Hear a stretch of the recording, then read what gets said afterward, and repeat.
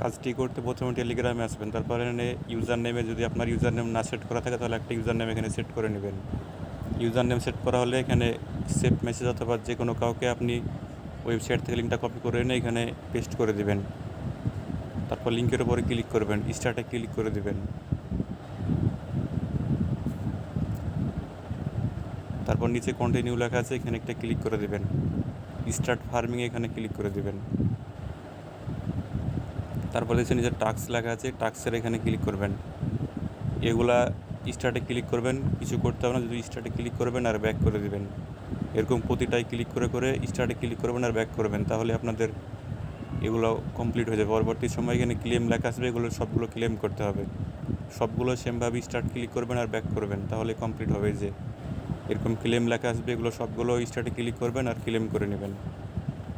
তারপর এগুলো ক্লেম করা হলে নিচে আসবেন, নিচে দেখবেন আরেকটু টাস্ক আছে, এগুলা ইউটিউব ভিডিও। জাস্ট স্টার্টে ক্লিক করবেন, আর ব্যাক করে দিবেন। সেমভাবে এই টাস্কগুলো কমপ্লিট হয়ে যাবে।